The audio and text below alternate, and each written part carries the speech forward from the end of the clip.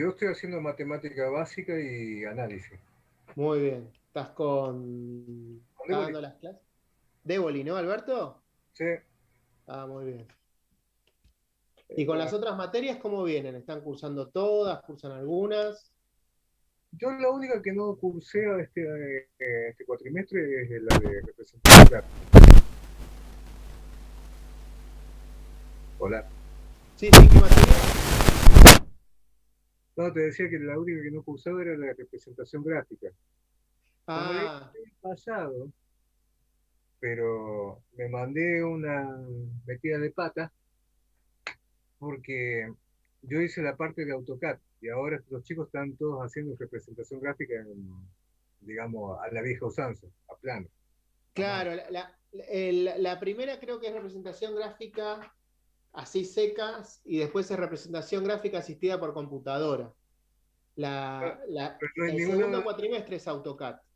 claro, pero en ningún lado tiene ese título así, esa aclaración. Ah, Y yo la tomé, bueno, esta materia ya la sigo por otro. Profe, pero igual si querés podés engancharte, hablar con la profesora, mandale un mail o las mismas clases de los Zoom de los miércoles, me imagino que estará haciendo Laura Kogan. Sí, no, Comentale y te podés enganchar, porque ahora con la cuestión de que es virtual y vos vas armando las láminas en tu casa, es un poco como más práctico. No, antes era más complicado porque bueno, ya tendrías como más faltas, pero con el tema de la virtualidad y la asistencia se maneja diferente. No te pierdas la oportunidad, si más o menos tenés igual una idea. le mandé un mail, pero nunca me respondió. Yo después voy a hablar con ella, le voy a avisar. profe, esto sí puede llegar a servir como representación gráfica manual, por lo que fíjese que hoy día, por ejemplo, habló el jefe de las Fuerzas Armadas de Estados Unidos anunciando a Estados Unidos de que hay una posibilidad muy real de conflicto nuclear. Y ayer nada más fíjese que 130.000 soldados rusos se han movido de Ucrania a sus bases. Puede pasar. Puede pasar de todo en este mundo, gente. No hay que estar cerrado a nada. Eh, La base de Ucrania es una clave, una base estratégica a sí, nivel global por todo el gas que se lleva a Europa, o sea que siempre va a haber sí, conflictos. totalmente. Y lo cierto es como nosotros no podemos intervenir o tomar decisiones respecto de un conflicto bélico mundial, pero sí podemos tomar decisiones, y trayendo a colación lo que vos decías, eh, el tener la asignatura de dibujo asistido, que es representación gráfica específica y después es dibujo asistido por computadora. Esto de aprender a dibujar en el papel todavía, que parece algo como muy primitivo y dónde voy a utilizar esta técnica, nos puede llegar a suceder que en una primera visita profesional, en una primera visita de trabajo, no se cuente con un plano formalizado y que, bueno, yo de algún modo lo voy a tener que empezar a hacer. Y ahí es donde sale el lápiz, un cuaderno y empiezo a dibujar. Entonces, aprender a dibujar eso mismo que después yo traslado a un programa informático, como puede ser el AutoCAD, nada, es la gracia de una asignatura y su relación con la otra. No es que es un recurso que yo nunca voy a usar. Aparte otra cosa, profe, Sí, suele ocurrir, como usted bien lo sabrá, nos quedamos sin computadora. ¿Qué hacemos si tenemos que entregar dentro de un par de días de trabajo y no tenemos computadora?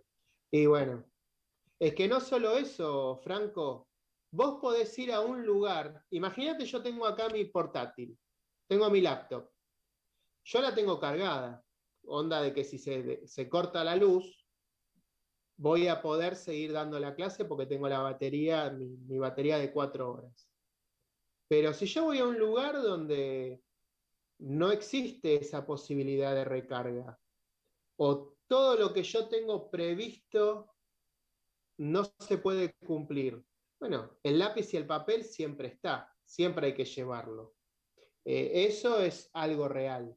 Y a veces también, esto es una cosa verdadera, la experiencia misma me lo ha dicho, a veces suceden posibilidades de trabajo en lugares que son impensados.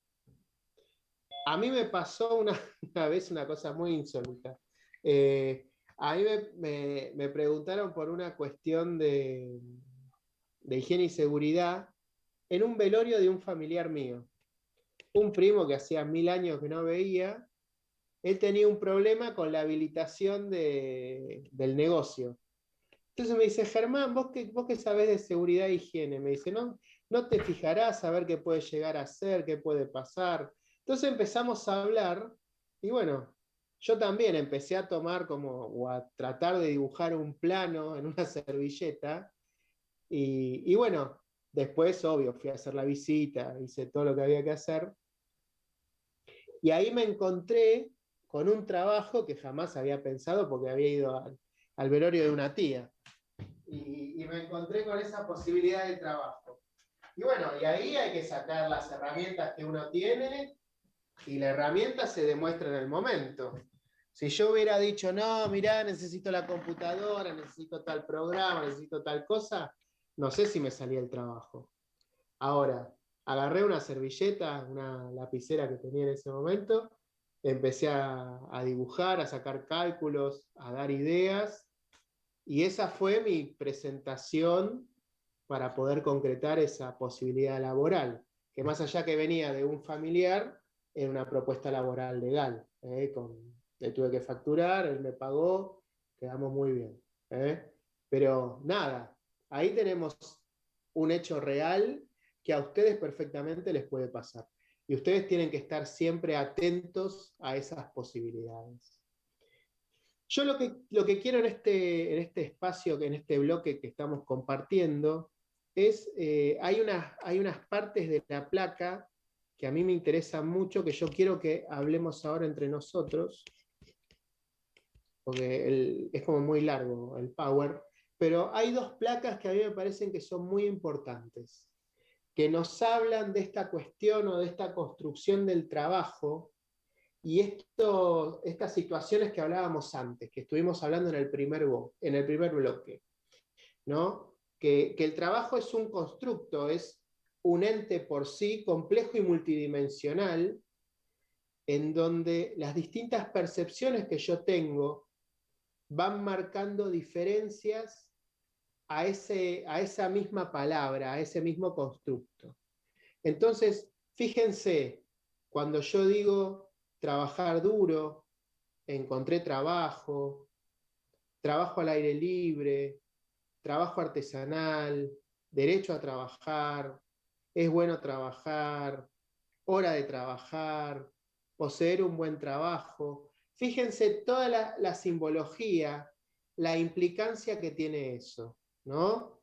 Yo siempre, o uno relaciona el trabajo duro con la tarea diaria, ¿no? Con esa actividad que nosotros hacemos de manera repetitiva, porque en el trabajo, que es esa unión, ¿se acuerdan que al principio nosotros vimos actividad, trabajo y empleo, que cada una de ellas estaban relacionadas una con la otra, que esas actividades, que son situaciones que en general tienden a repetirse, muchas veces uno las identifica con el trabajo duro porque es un trabajo que tiene un costo, ya sea físico o intelectual, porque si yo estoy trabajando en la obra, estoy haciendo el pozo para poner el cableado eléctrico, o estoy con la instalación eléctrica, o estoy con los planos eléctricos. Estoy haciendo una actividad o una tarea que predispone naturalmente a una acción que nosotros llamamos realmente, ¿no? Trabajar de manera ardua, trabajar de manera continua. Profesor. Sí. Y también el tema de la dignidad, me parece que falta acá en el cuadro. Dale, a ver. Acá dice que como valor lo más importante de la vida, pero está relacionado con la dignidad, es decir, aquel que no puede trabajar, que no trabaja, se siente indigno. Es el caso de las jubilaciones. Porque vos fijate, no es casualidad lo que vos traes. Justamente, es como que si yo no tengo un trabajo, no tengo razón para vivir. Porque lo que vos planteás de la jubilación, que es una etapa del hombre y la mujer, en donde hay una presunción de que la capacidad obrera, la capacidad laborativa ha disminuido por el paso del tiempo, y que debe de generar un estado de cobertura, se llama, cuando uno entra en edad y su capacidad obrera, su capacidad de trabajo deja de estar presente, se habla de una contingencia social, ¿sí? Se habla de un hecho que es inevitable y que va a suceder por más buena voluntad o acciones que yo ponga. El paso del tiempo es una realidad en nosotros. Podemos hacer la dieta de la luna, no sé, la dieta disociada, puedo hacer CrossFit, puedo hacer fútbol, puedo hacer pádel, puedo tener una vida súper sana, pero el paso del tiempo nos pasa. Y justamente ese paso del tiempo hace que nosotros ya no tengamos tanta capacidad de tarea o de actividad. Y entonces, naturalmente, ya hay trabajos que nosotros no podemos hacer y en general hay empleos que ya no podemos ocupar. Las sociedades modernas plantean para ese momento, bueno, hay que hacer algo de manera anticipada. Por eso la presunción de que el aporte para la jubilación, para un sistema de retiro, a vos te va a generar el sustento económico que te permita mantener el nivel de vida que vos traes como trabajador, siendo una persona retirada o pasiva del mercado del trabajo.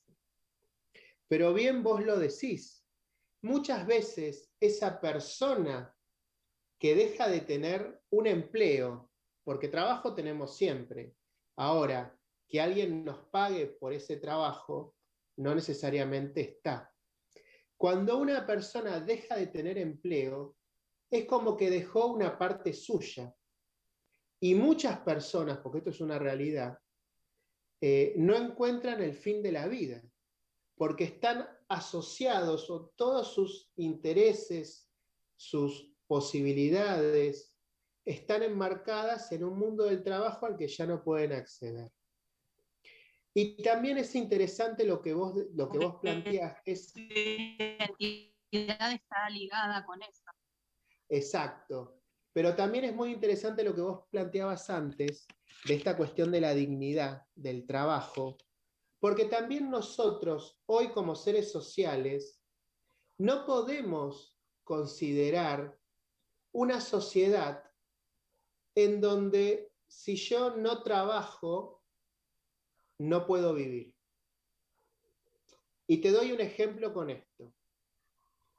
En la sociedad incaica, hay algo que yo no sé si ustedes sabían, todas las personas que eran parte del reino inca tenían que trabajar, ¿sí? Tenían que dedicarse a la construcción de los templos, la construcción de las ciudades, el agro, la ganadería.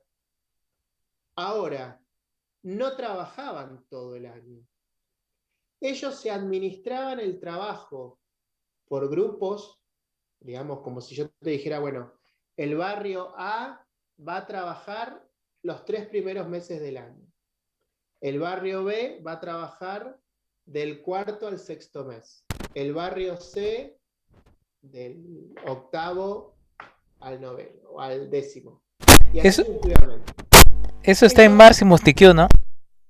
Claro, ellos repartían el trabajo a lo largo del año, en donde ellos tenían un periodo que tenían que trabajar y después tenían un periodo del año en donde ellos recibían lo que necesitaban para vivir, pero no trabajaban por ello, porque ya estaba considerado pago por ese tiempo anterior que habían dedicado. Esto es una distribución del trabajo y lo que genera el trabajo, que es distinta a la distribución que nosotros conocemos, ¿sí? los, porque hay también algo que es real.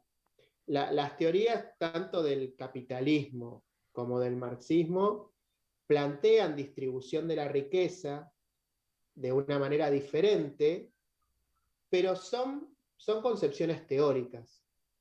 En la práctica nunca lograron alcanzar los objetivos que ellos desean, ¿sí? Entonces ahí también nos encontramos con esto, o nos tenemos que hacer en realidad la pregunta, bueno, cuando decimos ¿qué valor le damos al trabajo nosotros? Acá plantea lo más importante de la vida. Y ahí recién la compañera nos estaba diciendo, bueno, pero ¿es realmente lo más importante de la vida? ¿O es...? Perdón por la hora, en principio.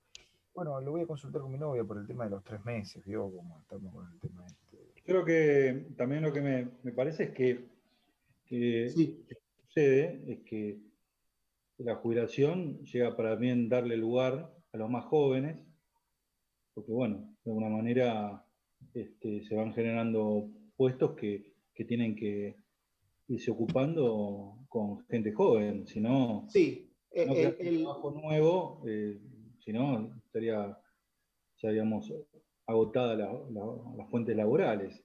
Esto un poco también se ve en las empresas, en donde las personas que llegan a 5 años por ahí tienen 21 o 35 días. Eso no es solo que se ganan por la antigüedad, sino que eso ayuda a que se generen huecos para el desarrollo del personal. claro, en realidad lo que nosotros, hay un círculo que tiene la población económicamente activa, que se va moviendo, va rotando, y como bien vos decís, cuando existe una rotación, porque hay gente que ya llega a una edad en donde su capacidad obrera no es la misma de la de antes, la tengo que cambiar por población más joven, sí, se hace como un círculo virtuoso. Vos hablás de las personas que tienen una antigüedad mayor en el trabajo y en general por derecho le corresponde un tiempo mayor de licencia, como pueden ser las vacaciones, que también es correcto, que generan huecos que pueden ser cubiertos por personal eventual o que pueden ser cubiertos por nuevos ingresos de personal. Esto, por ejemplo, genera lo que se denomina el personal de temporada. Vos tenés lugares o tenés trabajos donde ya se sabe en qué momento del año va a tener pico de trabajo y por ende va a necesitar más gente de lo normal. Esto en general nosotros lo veíamos en todo lo que era comercio para las festividades fuertes. Día de la Madre, lo que es Navidad, Reyes, Día del Niño, que muchas veces eran 2 semanas, después fue una o por ahí 15 días en el mejor de los casos, en donde se necesitaba contar con más personal porque había una eventualidad en el año que generaba más trabajo. Esto pasa también en muchas empresas cuando tienen que hacer, hay momentos del año donde tienen picos de producción. Por ejemplo, todo el mundo, todo lo que es textil, en general, noviembre a enero, trabajan muy fuerte en todo lo que es el textil para la ropa de colegio, que ya hay que empezar a hacerla entre enero y febrero para poder ponerla a la venta y que cuando arrancan en marzo las clases, todo el mundo pueda comprar el guardapolvo, el jumper, la ropa de gimnasia, la camisa, lo que fuera. Son momentos del año que vos sabés que tenés picos y que ahí podés contratar más gente que lo habitual. Esas son las variables que se maneja cuando hablamos de lo que es la economía del mercado. No siempre está presente en todas las actividades comerciales, pero sí en algunas. Esto es lo mismo, por ejemplo, había economías que antes eran muy locales, porque eran de un lugar específico o de un momento del año específico. Un ejemplo de esto eran las heladerías. No hay que irse mucho en el tiempo, pero 25 años atrás, las heladerías estaban abiertas en el periodo estival, que este es el periodo de verano. entre mediados de noviembre y hasta finales de marzo. Y después cerraban a lo largo del año. Eran pocas las heladerías que estaban abiertas. Hubo un cambio de hábitos en el consumo y eso generó que de golpe el helado dejara de ser simplemente un postre. En algunos casos hasta pasó a ser un alimento de la dieta común, que hizo que la heladería pudiera estar abierta todo el año. Entonces, antes, que era muy habitual que las heladerías que abrían en el verano tomaran gente para el verano, de golpe empezaron a necesitar gente que estuviera todo el año, ¿sí? Pero esa situación marca o esa cuestión nos habla o podemos relacionarlo con el derecho a trabajar, con que es bueno trabajar, porque a veces también está esta cuestión de que, así como antes se decía que un bebé gordito era un bebé sano, bueno, hoy todavía todos tenemos la concepción de que aquel que encuentra trabajo, uy, qué bueno, encontró trabajo, ahora vas a ver que las cosas van a mejorar. Y por ahí no necesariamente es así. Lo que pasa es que todavía para nosotros el tener un trabajo, y más cuando hablamos de un trabajo formal, un trabajo registrado, tiene todo un simbolismo social y cultural muy fuerte, que es muy importante. ¿Por qué? Porque casi seguro que esa persona que consiguió trabajo va a poder vivir de ese trabajo. Y poder vivir de ese trabajo implica que él mismo va a poder ser sostén económico porque va a generar ese bien común que es el dinero, que es lo que le permite intercambiar socialmente todo lo que él necesita, todo lo que él quiere. Por eso la cuestión del trabajo es tan importante, o la misma palabra trabajo es algo que nos mueve tanto. Encontré trabajo y perdí el trabajo, realmente es un tobogán de sensaciones. ¿O me van a decir que no? Profe, Sí. en mi caso yo dejé de trabajar de manera independiente para trabajar de manera dependiente y la verdad es que ahora me está haciendo falta plata. Antes ganaba un poquito. Bueno, esas son las diferencias de una modalidad de trabajo con la otra. El trabajo independiente, uno pasa a ser su propio jefe, uno pasa a administrar su propio tiempo, pero es cierto, no contás con esa seguridad que tiene el trabajador en relación de dependencia, que sabe que el último día del mes o el primero del mes va a estar cobrando un sueldo, que ojo al piojo, no necesariamente tampoco quiere decir que le alcanza para todos los gastos que tiene en el mes, porque también el que trabaja en relación de dependencia, como no puede administrar al 100% su tiempo personal, porque vos ya tenés una carga en el trabajo de X horas que a veces se puede alargar, eso te impide por ahí tomar otros trabajitos que te puedan generar a vos un ingreso diferente. Que por ahí el que es el trabajador independiente puede estar disponible las 24 horas para el trabajo que sea. Obviamente, cuando hay una sola oferta de trabajo y la demanda por ese trabajador es muy alta, el honorario a percibir va a ser alto, pero cuando es al revés, lamentablemente tiende a bajar. Ahí entra en juego el arte de la negociación y poder vender el trabajo al mejor precio posible.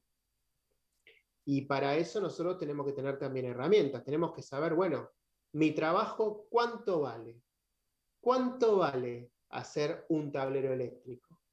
¿Cuánto vale hacer un cableado nuevo en una casa? ¿Cuánto vale hacer una evaluación de luminarias? O incluso de sistemas de calefacción o de enfriamiento. Todo eso va a tener un precio, que yo como profesional también tengo que tener una noción de cuánto puede llegar a costar. Cuando uno es parte de una carrera arreglada, en general los colegios profesionales tienen como un honorario mínimo. Todos los años se junta un grupo de delegados, de colegas profesionales en el colegio respectivo, y justamente lo que hacen es, bueno, en base a los costos, en base a la realidad de los salarios, pactan los honorarios básicos para cada trabajo. Y esos honorarios básicos son los que a nosotros nos permiten, bueno, poder decidir o poder determinar que mi trabajo va a valer tanta plata. En general, uno siempre dice, no, menos de esto no te puedo cobrar, porque esto es lo mínimo que dice el COPIME, el Colegio de Técnicos de la provincia de Buenos Aires, de la provincia de Santa Fe, de la provincia de Santa Cruz, de Mendoza, de Tierra del Fuego, donde yo esté matriculado. Esa también es una opción que nosotros tenemos y que yo siempre aconsejo revisar. Vean cuánto es el honorario mínimo que plantea el colegio profesional para que tampoco se burlen de uno, porque el trabajo de uno vale, tiene valor, ¿sí? Y muchas veces es cierto... Profe, Sí, diga. hay una revista Electroinstalador que tira ahí unos valores sobre, Sí. sobre la mano de obra. ¿Qué tan certera es? O sea, porque hay algunos valores que no me convencen. ¿Te parecen irrisorios? Sí, parecería mucho. No sé si estoy yo mal equivocado. Y mira, tenés que pensar algo. Esa revista es como una revista no popular, pero no es una revista técnica al 100%.